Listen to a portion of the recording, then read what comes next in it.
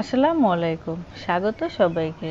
গত পর্বে আপনাদের সাথে শেয়ার করেছিলাম কিভাবে পাকা তাল থেকে তালের রসটা খুবই সহজে নেওয়া যায়।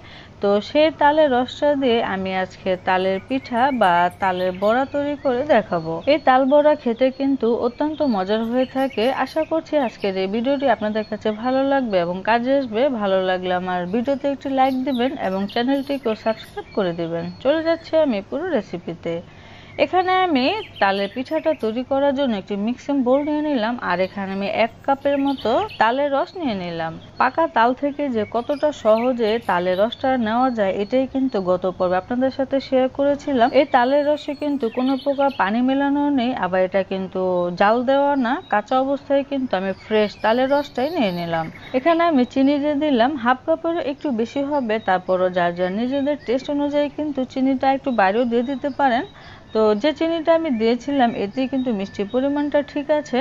তো চিনিটা দিয়ে এখন তালের সাথে খুব ভালো করে আমি গুলিয়ে নিয়েছি। চিনিটা কিন্তু গুলে গিয়েছে, দেখা যাচ্ছে একটু পাতলা হয়ে গেছে। তো এই পর্যায়ে আমি এখানে চালের গুঁড়া দিয়ে দিচ্ছি 1 কাপ। এটা কিন্তু ফ্রেশ চালের গুঁড়া। আর পিঠাটাকে নরম করতে এখানে আমি হাফ কাপের মতো ময়দা দিয়ে দিলাম। আরেকটু মজাদার বানাতে এখানে আমি 3 টেবিল চামচের মতো গুঁড়ো দুধ দিয়ে দিলাম। তবে আপনারা চাইলে এটা বাদ দিতে পারেন, তবে গুঁড়ো দুধটা দিলে কিন্তু পিঠাটা খেতে খুবই ভালো লাগে। সামান্য একটু লবণও দিয়ে দিলাম, এতে করে পিঠার টেস্টটা কিন্তু ভালো আসবে। আপনারা চাইলে নাও দিতে পারেন, তবে মিষ্টি জিনিসে সামান্য একটু লবণ দিলে কিন্তু খেতে ভালো লাগে। এখন আমি হাত দিয়ে খুব ভালো করে কিন্তু এটাকে মাখিয়ে নিব। যত ভালো করে মাখানো হবে পিঠা কিন্তু খুবই ফুলকো হবে এবং খুবই সফট হবে। মাখাতে মাখাতে কিন্তু পিঠার ব্যাটারটা আরেকটুখানি নরম হয়ে আসবে। তো এখানে কিন্তু আমি কোনো প্রকার পানি মিশাইনি, আর ব্যাটারটা ঠিক এরকমই আঠালো হবে। আর এখানে আমি হাফ কাপের একটু কম হবে নারকেল কোরানো দিয়ে দিচ্ছি। তবে নারকেল কোরানোটা অবশ্যই দেওয়ার চেষ্টা করবেন, পিঠাটা খেতে কিন্তু ভালো লাগে। আপনাদের ক্ষেত্রে যদি সামান্য একটু পানি লাগে দিয়ে দিতে পারেন, তবে আমার এখানে কোনো প্রকার পানি কিন্তু লাগেনি। এই তালের পিঠার ব্যাটারটা যদি পাতলা হয়ে যায় তাহলে পিঠা বানানোর ক্ষেত্রে দেখা যাবে শেপটা সুন্দর হবে না। তো সেক্ষেত্রে কিন্তু বেশি পাতলা করা যাবে না, একটু ঘন ব্যাটারি তৈরি করতে হবে। আর এখানে আমি চালটাকে ভিজিয়ে রেখে সেই চালটা গুঁড়ো করে কিন্তু সেই চালটা এখানে আমি ব্যবহার করেছি। তবে আপনারা চাইলে শুকনো চালের গুঁড়োটাও ব্যবহার করতে পারেন, তবে সেই সাথে হাফ চা চামচের মতো বেকিং পাউডার দিয়ে দিবেন। এতে করে পিঠাটা কিন্তু খুবই ভালো হবে। এই পিঠা ব্যাটারটা কিন্তু রেডি হয়ে গিয়েছে। এখন এটাকে রেস্টে রেখে দেব প্রায় 20 থেকে 25 মিনিটের জন্য। এতে করে পিঠাটা খুবই সফট হবে এবং খেতেও ভালো লাগবে। চুলায় আমি পর্যাপ্ত পরিমাণে তেল গরম হতে দিয়েছিলাম, আর এই পিঠাটা কিন্তু ডুবো তেলে ভাজতে হবে। তেলটা হালকা গরম হয়ে গেলে আমি হাতে একটু করে ব্যাটার নিব, আর এরকম ছোট বলের মতো শেপ করে ছেড়ে দিব। পিঠাটা সাথে সাথে দেওয়ার পরে নাড়াচাড়া করার দরকার নেই, কিছুক্ষণ পরেই কিন্তু পিঠাটা একটু নেড়ে চেড়ে উল্টে পাল্টে দিতে হবে। চুলার জালটা কিন্তু অবশ্যই একবারে কমিয়ে কিন্তু পিঠাগুলো ভাজতে হবে।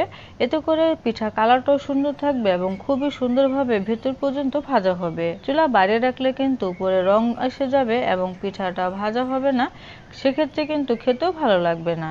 তো উল্টে পাল্টে কিন্তু পিঠাটাকে এরকম একটি কালারে নিয়ে আসতে হবে। এরকম কালার হলেই কিন্তু বোঝা যাবে পিঠাটাও সুন্দর হয়ে গেছে। চুলার জালটা কিন্তু আমার শুরু থেকে শেষ পর্যন্ত একেবারেই কমে ছিল। চুলার জালটা কমিয়ে রেখে কিন্তু আমি পিঠাগুলো এরকম কালার করে নিয়ে এসেছি। তবে একটু সময় নিয়ে কিন্তু এই পিঠাগুলো ভেজে নেবেন, এতে করে পিঠাগুলো খেতেও ভালো লাগবে। তো পিঠাগুলো কিন্তু খুবই সুন্দর একটি কালার চলে এসেছে, আপনারা দেখে নিশ্চয়ই বুঝতে পারছেন। এই পিঠাগুলো ভাজার সময় এত সুন্দর একটি ফ্লেভার আসছিল তালের, যেটা আমি আপনাদের বলে বোঝাতে পারবো না। সবগুলো তালের বড়া কিন্তু আমি উঠিয়ে নিলাম। তো প্রথম ব্যাচটা আমি আপনাদের সাথে শেয়ার করলাম, বাকি ব্যাচটাকেও আমি এখন ভেজে নিব, সেটা শেয়ার করছি না। তারপরে আপনাদের সামনে পরিবেশন করে দেখাবো।